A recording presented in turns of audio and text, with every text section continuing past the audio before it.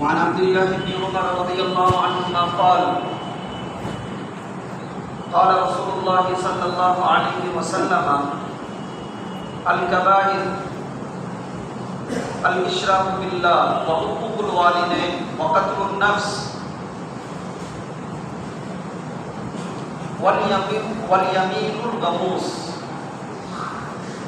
وفي رواية انس وشهادة الزور رواه البخاري ومسلم. وقال الله تعالى في شأن حبيبه إن الله وملائكته يصلون على النبي يا أيها الذين آمنوا صلوا عليه وسلموا تسليما. اللهم صل على محمد وعلى آل محمد كما صليت على إبراهيم وعلى آل إبراهيم إنك حميد مجيد. اللهم بارك على محمد وعلى آل محمد كما باركت على إبراهيم وعلى آل إبراهيم إنك حميد مجيد.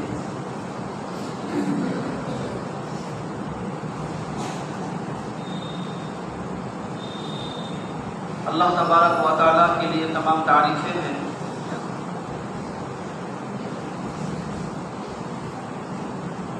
وہی تمام حمد کے سزاوار ہے، لائق ہے.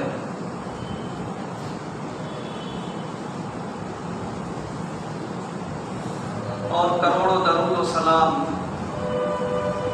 نازل ہو ہمارے اور آپ کے آقا امام الانبیاء محبوب کبریا فخر کائنات سید المرسلین رحمت للعالمین شفیع المذنبین محمد رسول اللہ صلی اللہ علیہ وسلم کی ذات پر.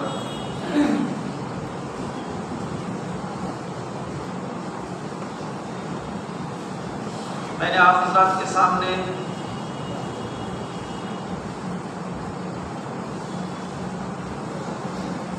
پارہ نمبر 4 سورہ النساء اس کی آیت نمبر 31 تلاوت کی ہے، جس کے اندر اللہ تبارک و تعالی نے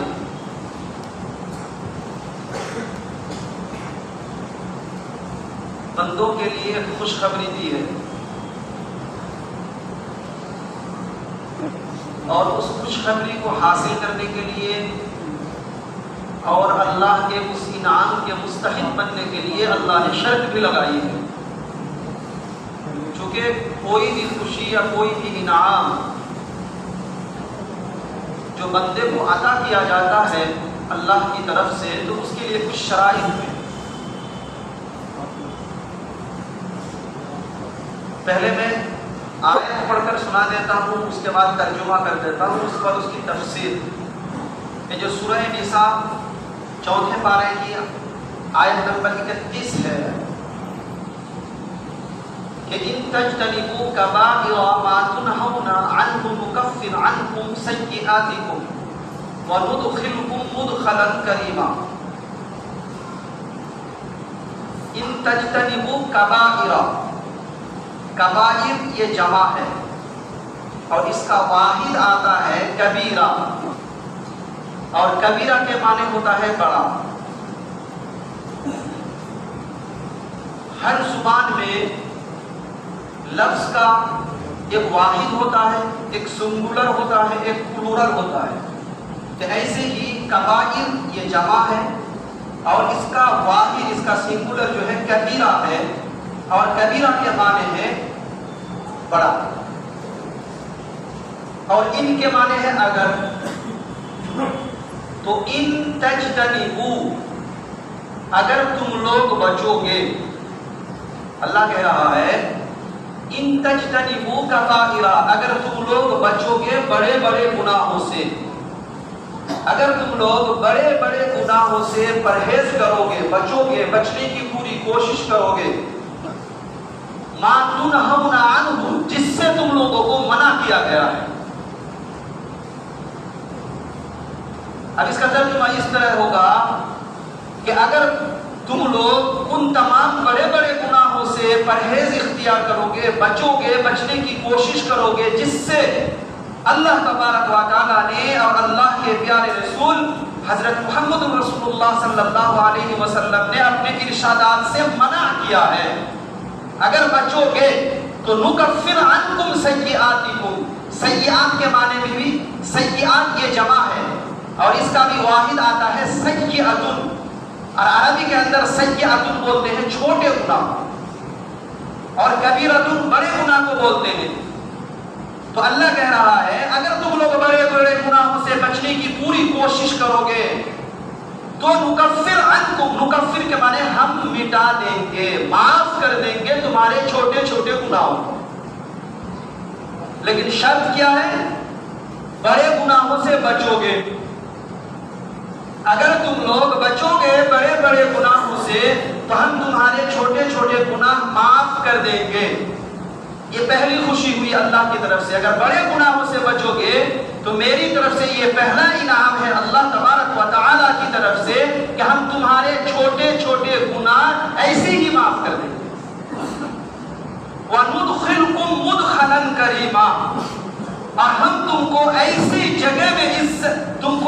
جگہ میں داخل کریں گے جو عزت کی جگہ ہوگی، جو راحت کی جگہ ہوگی، اور اس جگہ کا نام جو عزت کی جگہ ہوگی اور آرام کی جگہ ہوگی وہ کیا ہے؟ اس کا نام جنت ہے۔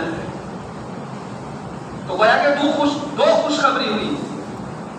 اللہ کا حکم یہ کہ دیکھو بڑے بڑے جتنے گناہ ہیں ان گناہوں سے بچو، اگر ان گناہوں سے بچنے کی پوری کوشش کرو گے تو پھر ہم تمہارے چھوٹے چھوٹے گناہ کو معاف کر دیں گے اور تمہیں عزت کی جگہ میں مدخلن کریما، کریم کے معنی ہے عزت، ہم تمہیں عزت اور سمان کی جگہ میں داخل کریں گے۔ یہ تو آیت کا ترجمہ ہوا۔ یہ جو آیت ہمارے سامنے ابھی پڑھی گئی ہے اس کے اندر اللہ تبارک و تعالیٰ نے گویا کہ گناہوں کی دو قسمیں بیان کی ہے، ایک ہے کبیرہ گناہ اور ایک ہے صغیرہ گناہ۔ ہم اس کو اردو میں یوں بول سکتے ہیں کہ کچھ گناہ ہیں بڑے اور کچھ گناہ ہیں چھوٹے، جس کو بولتے ہیں کبیرہ گناہ اور صغیرہ گناہ۔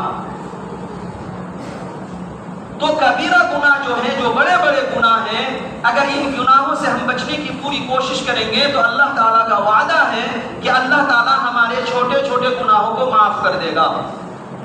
قرآن و احادیث میں جہاں بھی کسی بھی عمل پر یہ وعدہ کیا گیا ہے کہ فلاں عمل کرو گے تو تمہارے گناہ معاف ہو جائیں گے، وہاں پر گناہ صغیرہ ہی مراد ہے، اس لیے کہ گناہ کبیرہ جو ہے نا، جو بڑا گناہ ہے وہ بغیر توبہ کے معاف نہیں ہوتا، جو بڑے گناہ ہیں وہ بغیر توبہ کے معاف نہیں ہوتا، اور توبے کے لیے بھی چار چیزیں ضروری ہے، یا تو پھر 3 چیزیں ضروری ہے۔ ایک تو یہ ہے جب آپ بڑے گناہ سے توبہ کرو گے تو آپ کا دل شرمندہ ہونا چاہیے، الندامہ، آپ نے جو یہ گناہ کیا ہے اس گناہ کرنے کی وجہ سے آپ اندر سے شرمندہ ہے اللہ کے سامنے کہ یا اللہ گناہ نہیں ہونا چاہیے تھا لیکن میں نے گناہ کر لیا، اس پر میں اللہ شرمندہ ہوں۔ اور جب آپ توبہ کر رہے ہو تو آپ اس گناہ کو چھوڑ چکے ہو، ایسا نہیں کہ ٹی وی دیکھ رہے ہیں اور وہاں پر بول رہے ہیں، ٹی وی دیکھ کر کے، فلم دیکھ کر کے کہ اللہ توبہ استغفر اللہ، وہی بیٹھ کے کریں، یہ توبہ نہیں ہے۔ تو توبہ کرنے کے لیے اندر سے شرمندہ ہونا، اللہ کے سامنے سر کو جھکا دینا، اور دوسری شرط یہ ہے کہ جب آپ توبہ کر رہے ہو تو جس گناہ کے لیے توبہ کر رہے ہو آپ وہ گناہ چھوڑ چکے ہو، اور تیسری شرط اس کے لیے یہ ہے کہ آپ آئندہ نہ کرنے کا پکا ارادہ کرو، اللہ اس مرتبہ بھول ہو گئی اب آئندہ نہیں کرنا۔ یہ تیسری شرط ہوئی۔ ایک چوتھی شرط یہ بھی ہے، یہ تو تیسری شرط ہے، لیکن اگر آپ نے ایسا گناہ کیا ہے جو کسی بندے سے تعلق رکھتا ہے، جیسے کسی کو آپ نے مارا، کسی کی زمین دبا لیا، کسی کو گالی دے دی، تو اس کا تعلق صرف اللہ سے نہیں ہے، آپ نے زنا کر لیا تو اس کا تعلق اب کی ذات اور اللہ سے ہوا ہے. آپ نے کسی بندے کا حق اس میں نہیں دبایا، لیکن جو ہے آپ نے کسی کو مارا، کسی کی زمین دبا لیا، بہن کو زمین میں حصہ نہ دیا، بھائی کو زمین میں حصہ نہ دیا، ہضم کر گئے. تو یہ 3 شرط تو ہے ہی، یہ 3 شرط ہے ہی جو اوپر بیان کیا کہ دل سے شرمندہ ہونا، اللہ کے سامنے رونا گڑ گڑانا اور اس گناہ کو اس وقت چھوڑ دینا. اور تیسری شرط یہ ہے کہ آئندہ نہیں کرنے کا عزم مصمم کرنا، پکا ارادہ کرنا. اور اگر یہ گناہ بندے سے تعلق رکھتا ہے، کسی کا حق دبایا آپ نے، بہن کو زمین میں حصہ نہ دیا، یا کسی کا قرض لے کر کے آپ نے اس کو پیسہ واپس نہیں کیا، یا کسی کا حق دبا لیا، تو چوتھی شرط یہ ہے کہ جس کے اوپر آپ نے ظلم کیا ہے اس سے معافی مانگنا. کیا کرنا؟ کسی کا سامان چوری کر لیا اور یا مسجد میں آ کر کے تہجد میں رو رہے ہیں، تو چوری کرنے کا گناہ تو معاف ہوا، لیکن جو سامان چوری کر کے رکھا ہوا ہے، بیچ دیا ہے، اس کا دام یا تو اس کی قیمت اس آدمی کو لوٹانا ضروری ہے جس کا آپ نے سامان چوری کیا ہے. بات میں سمجھ میں، یہ 4 توبہ ہے. تو بڑے بڑے گناہ جو ہیں یہ بغیر توبہ کے معاف نہیں ہوتا. یہ صغیرہ اور کبیرہ یاد ہے کہ نہیں؟ بڑے گناہ اور چھوٹے گناہ، صغیرہ اور کبیرہ. اب دیکھیے کہ صغیرہ گناہ کیسے معاف ہوتے ہیں. صحیح احادیث کے اندر ہے، اللہ کے رسول صلی اللہ علیہ وسلم نے فرمایا کہ ایک بندہ نماز پڑھنے کے لیے تیاری کرتا ہے تو کیا کرنے کے لیے بیٹھتا ہے؟ وضو کرنے کے لیے بیٹھتا ہے. اب وضو کرتا ہے تو وہ چہروں کو دھوتا ہے، ناک میں پانی دیتا ہے، کلی کرتا ہے، سر کا مسح کرتا ہے، ہاتھوں کو دھوتا ہے، پیروں کو دھوتا ہے. اللہ کے رسول نے فرمایا کہ جب وہ چہرہ دھوتا ہے تو چہرے کے اندر ناک بھی ہے، آنکھ بھی ہے. چہرے کے اندر ناک بھی ہے اور آنکھ بھی ہے. تو چہرہ دھونے کی وجہ سے آنکھ کے ذریعے سے جو گناہ کیا وہ معاف ہو گیا، ناک کے ذریعے سے جو گناہ کیا وہ معاف ہو گیا، کان کے ذریعے سے جو گناہ کیا وہ معاف ہو گیا، جب کلی کیا تو زبان کے ذریعے سے جو گناہ کیا وہ معاف ہو گیا. سر کا مسح کیا تو سر کے اندر جتنے گندے خیالات آئے تھے، وسوسہ آیا تھا، برے برے ارادے آئے تھے، اللہ نے سر کے مسح کرنے کی وجہ سے اللہ اس کے سر کے تمام خیالات، برے خیالات، وسوسہ کو، اس کے گناہوں کو معاف کر دیا. اور جب ان پیروں کو دھوتا ہے اور پھر ان پیروں کے ذریعے چل کر مسجد کی طرف جاتا ہے تو اللہ اس کے پیر چونکہ اب مسجد کی طرف چل رہے ہیں تو اللہ اس کے ہر ہر قدم کے بدلے ان کے گناہوں کو معاف کرتا ہے اور ایک ایک نیکیوں کو لکھتا ہے. لیکن یہ کب ہوگا؟ یہ جو فضیلت بیان کی گئی ہے یہ کب ہوگا؟ جب آپ بڑے بڑے گناہوں سے بچو گے تب.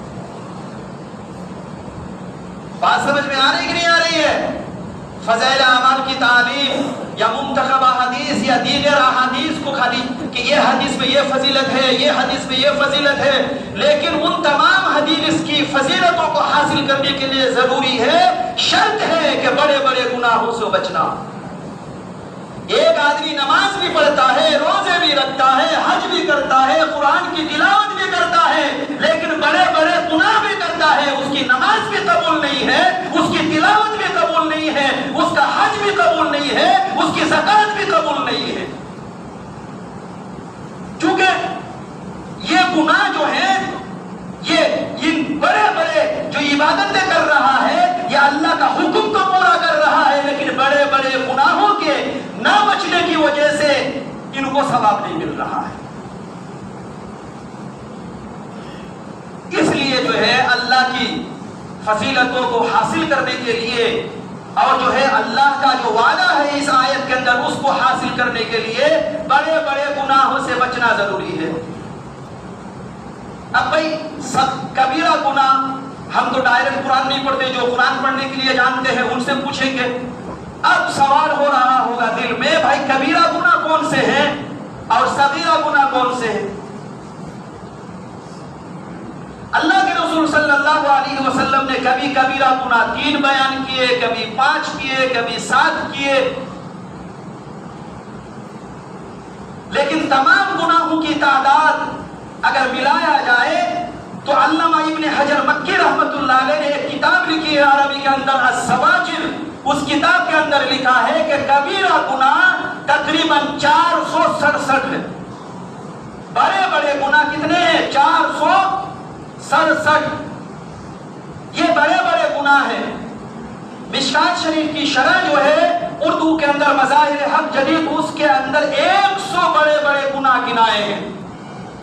حضور اکرم صلی اللہ علیہ وسلم کے صحابی اور چچیرے بھائی، رئیس المفسرین، تمام مفسرین کے سردار حضرت عبداللہ ابن عباس رضی اللہ عنہما سے کسی نے کہا کہ ترمذی شریف اور مسلم شریف کی حدیث ہے، بخاری شریف کی حدیث ہے کہ اللہ کے رسول نے فرمایا کہ کبیرہ گناہ 7 ہے۔ حضرت عبداللہ ابن مسعود نے فرمایا، حضرت عبداللہ ابن عباس نے فرمایا کہ اللہ کے رسول نے اگرچہ 7 کہا ہے لیکن حقیقت ہے کہ 7 کی جگہ اگر 700 کہو تو اچھا ہوگا، کہ کبیرہ گناہ، بڑے بڑے گناہ 700 ہیں۔ ان گناہوں سے جب تک ہم نہیں بچیں گے تو صغیرہ گناہوں کی معافی نہیں ہوگی، اور جب صغیرہ گناہوں کی معافی نہیں ہوگی تو ہم کبیرہ اور صغیرہ دونوں کا بوجھ لے کر کے اللہ کے سامنے قیامت کے دن حاضر ہوں گے، اور اس دن ہمارا کوئی بوجھ نہیں اٹھائے گا۔ وَلَا تَزِرُ وَازِرَةٌ وِزْرَ أُخْرَىٰ، کسی کے گناہ کا بوجھ کوئی نہیں اٹھائے گا۔ آپ بیوی کے لیے چوری کرو، ڈکیتی کرو، دوسرے اپنی بہن کو زمین میں حصہ نہ دو اپنی اولاد کی محبت کے لیے، لیکن یہ حقیقت ہے کہ قیامت کے دن آپ کے بچے آپ کے گناہ کا بوجھ نہیں اٹھائیں گے۔ اسی لیے آپ نے بہن کو زمین میں حصہ نہ دیا، بھائی کو حصہ نہ دیا، دوسرے کا حق حصہ دبا دیا، کسی کا زمین جو ہے قسم کر لیا اولاد کی محبت کے لیے، بیوی کی محبت کے لیے، لیکن یہ لوگ ذرہ برابر بھی آپ کی مدد نہیں کریں گے قیامت کے دن، ذرہ برابر بھی نہیں مدد کریں گے۔ اگر کوئی کہے گا بھی وہاں پر کہ یا اللہ میں نے تو اپنی اولاد کے لیے ایسا کیا تھا، اپنی بیوی کے لیے ایسا گناہ کا ارتکاب کیا تھا، اللہ بیوی کو بھی حاضر کرے گا، اللہ اولاد کو بھی حاضر کرے گا۔ بیوی کہے گی اللہ کے دربار میں ہم نے اسے چوری کرنے کے لیے کہا تھا کہ تو ہم نے چوری کر کے لا کے کھلاؤ۔ اولاد کہے گی کہ ہم نے اپنے باپ کو کہا تھا کہ ہماری پھوپھیوں کو زمین میں حصہ نہ دو، یہ ہماری پھوپھیوں کو زمین میں حصہ نہ دیا، اس کا بوجھ یہ اٹھائے گا، ہم کیوں اس کے جرم میں شریک ہوں؟ تب سمجھ میں آئے گا کہ جس کی محبت کے لیے اپنی آخرت کو تباہ کر دیا، برباد کر دیا، تو وہ جو بڑے بڑے گناہ ہیں، یہ بڑے بڑے گناہ اگر ہم اللہ سے توبہ نہیں کریں گے تو نماز پڑھنے سے بھی وہ گناہ معاف نہیں ہے، سن لو، روزہ رکھنے سے بھی معاف نہیں ہے، جوا کھیلنا حرام ہے۔ آپ لوٹری کا ٹکٹ کٹاتے ہو، اگر لوٹری کا ٹکٹ نہیں کٹانا چھوڑو گے اور چھوڑ کر کے جب تک اللہ کے سامنے رو گے نہیں، گر گراؤ گے نہیں، اللہ سے معافی نہیں مانگو گے، اگر تہجد بھی پڑھو گے پھر بھی اللہ آپ کے گناہ کو، جوئے کے گناہ کو، شراب کے گناہ کو اللہ معاف نہیں کرے گا، جب تک آپ بڑے بڑے گناہ کے لیے اللہ کے سامنے اپنی جھولی کو نہ پھیلاؤ گے، دامن کو نہیں پھیلاؤ گے، اللہ سے معافی نہ مانگو گے۔ اس لیے کبیرہ گناہ کے لیے اللہ سے معافی مانگنا ضروری ہے۔ اب کبیرہ گناہ کس کو بولتے ہیں؟ مشکات شریف میں باب الکبائر وعلامات النفاق، بڑی بڑے گناہ جو ایمان کے بعد ہی دوسرا باب ہے کہ بڑے بڑے گناہ اور نفاق کی پہچان، منافق کی پہچان۔ حضرت عبداللہ ابن مسعود فرماتے ہیں کہ قال رجل یا رسول اللہ ای الذنب اکبر عند اللہ، اللہ کے رسول سب سے بڑا گناہ اللہ کے نزدیک کیا ہے؟ سب سے بڑا گناہ، سن رہے ہیں یا سو رہے ہیں؟ ایک صحابی حضرت عبداللہ ابن مسعود فرماتے ہیں، بخاری اور مسلم کی حدیث ہے، اللہ کے رسول صلی اللہ علیہ وسلم سے ایک صحابی نے معلوم کیا کہ ای الذنب اکبر عند اللہ، یا اللہ کے رسول مجھے بتلائیے کہ بڑے بڑے گناہ کون سے ہیں؟ اللہ کے رسول صلی اللہ علیہ وسلم نے فرمایا کہ ان تدعو للہ ندا، سب سے بڑا گناہ یہ ہے کہ تم اللہ کے ساتھ کسی کو شریک کرو، شرک کرو اللہ کے ساتھ۔ شرک کیا ہے؟ مطلب یہ ہے کہ اللہ کی جو صفات ہے، اللہ کی صفات کو، اللہ کے اندر جو گن ہے، گن، ان گنوں کو، ان صفاتوں کو کسی دوسرے کے اندر ثابت کرنا یا کسی دوسرے کے اندر جو ہے ان کو ماننا، یہ علم میں بھی ہوتا ہے کہ جتنا علم اللہ کو ہے اتنا ہی علم آپ کسی اور کو دے دو، یہ شرک ہوا اللہ کے ساتھ۔ صفات میں مثلا جس مدد کرنا کس کی صفت ہے؟ اللہ کی صفت ہے، اور ہر نماز کی ہر رکعت پہ ہم کہتے بھی ہیں اللہ سے کہ ایاک نعبد و ایاک نستعین، یا اللہ ہم تیری عبادت کرتے ہیں اور تجھ سے ہی مدد چاہتے ہیں، تجھ سے ہی مدد چاہتے ہیں، و ایاک نستعین۔ اب جس طرح اللہ سے مدد مانگی جاتی ہے، اس طرح کی مدد کسی مزار کے پاس جا کر کے اس مزار والے سے، اس پیر سے، یا کسی جو ہے کسی بھی جگہ میں جا کر کے اس طرح کی مدد جس طرح اللہ سے مانگی جاتی ہے، اس قبر والے سے یا اس مورتی سے یا کسی دوسری جگہ سے اس طرح کی مدد مانگنا، یہ شرک۔ جس طرح اللہ کا نام ہوتا ہے اسی طرح اللہ کے نام کے طرح کسی کا نام رکھنا، جیسے کسی کا نام رحمان رکھنا، رحمان کس کا نام ہے؟ اللہ کا نام ہے۔ جبار رکھنا، جبار کس کا نام ہے؟ یہ اللہ کا نام ہے۔ غفار نام رکھنا، غفار کس کا نام ہے؟ یہ اللہ کا نام ہے۔ ستار نام رکھنا، یہ کس کا نام ہے؟ اللہ کا نام ہے۔ یہ سب شرک کے اندر داخل ہے۔ اسی لیے آپ کو نام رکھنا ہوگا عبد الرحمن، اس کا مطلب ہوا رحمان کا بندہ، عبد الستار، ستار کا بندہ، عبد الغفار، غفار کا بندہ، عبد الجبار، جبار کا بندہ۔ سیدھے بول دیتے رحمان، رحمان تو اللہ ہے، بسم اللہ الرحمن الرحیم، رحمان تو اللہ ہے، رحیم تو اللہ ہے، جبار اللہ ہے، قہار اللہ ہے۔ پھر کسی کا نام رکھنا رحمان اور غفار اور ستار، بالکل یہ جائز نہیں ہے، گناہ کبیرہ ہے۔ سن لو، اسی لیے اگر اپنی اولاد کا نام رکھے ہو تو اس نام کو صحیح تلفظ کے ساتھ بولا کرو، عبد الرحمن، عبد الجبار، عبد الغفار، عبد القہار، عبد العزیز، عبد المومن، عبد المہیمن، عبد القدوس، یہ سب اللہ کے نام ہے۔ اس طرح بندوں کا نام رکھا جاتا ہے۔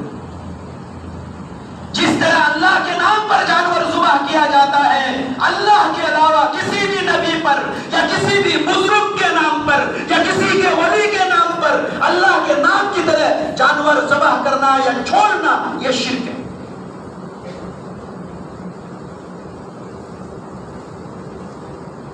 کسی بھی ولی کو یا کسی بھی نبی کو اس طرح پکارنا جس طرح اللہ کو پکارا جاتا ہے، یہ پکارنا شرک ہے۔ اللہ کو کہتے یا اللہ، ایسے ہی کہنا یا محمد صحیح نہیں ہے، یا علی صحیح نہیں ہے، یا ابو بکر صحیح نہیں ہے، یا عمر صحیح نہیں ہے، یا عثمان صحیح نہیں ہے، چونکہ اس طرح صرف اللہ کو پکارا جاتا ہے۔ اللہ کے پکارنے کی طرح کسی بندے کو پکارنا، تو اللہ کے رسول صلی اللہ علیہ وسلم نے فرمایا کہ سب سے بڑا گناہ کیا ہے؟ شرک ہے۔ سب سے بڑا گناہ کیا ہے؟ قیامت کے دن 3 عدالتیں ہوں گی، سن لو، قیامت کے دن 3 عدالت۔ سب سے پہلی عدالت جو توحید کی عدالت ہوگی، کس کی عدالت ہوگی؟ توحید۔ اس عدالت کے اندر وہی کامیاب جس کے جو کیا ہے؟ موحد ہے، توحید کا قائل ہے۔ یہاں پر مشرک کافر سب چھڑ گئے۔ دوسری عدالت ہوگی اعمال صالحہ کی، اللہ نے جو احکام دیے ان احکام پر کتنا عمل کیا، یہ دوسری عدالت ہوگی۔ اور تیسری عدالت ہوگی حقوق العباد، بندوں کے حقوق۔ پہلے میں بھی اللہ معاف نہیں کرے گا اور آخر میں بھی اللہ معاف نہیں کرے گا. 3 عدالت ہوگی. پہلی عدالت میں بھی اللہ معاف نہیں کرے گا اور آخری عدالت میں بھی اللہ معاف کسی کو نہیں کرے گا. صرف بیچ والی عدالت میں اللہ معاف کرے گا. نماز نہیں پڑھی, نماز اللہ کے لیے پڑھی جاتی ہے, کسی بندے کے لیے نہیں. اللہ چاہے گا معاف کر دے گا. شراب پی آپ نے, شراب نہ پینا یہ اللہ کا حکم تھا, آپ نے شراب پی لیا, اللہ معاف کر دے گا. لیکن اس کے لیے ضروری ہے کیا؟ ایمان کا ہونا. پہلی عدالت. اس لیے کہ اللہ نے قرآن میں کہا ان اللہ لا یغفر ان یشرک بہ ویغفر ما دون ذلک لمن یشاء, کہ جو بھی اللہ کے ساتھ شرک کرے گا اللہ اس کی بخشش نہیں کرے گا, شرک کے علاوہ ہر گناہ کی بخشش کرے گا. پہلی عدالت ایمان اور شرک کی, دوسری عدالت اعمال صالحہ کی, اور تیسری عدالت حقوق العباد کی.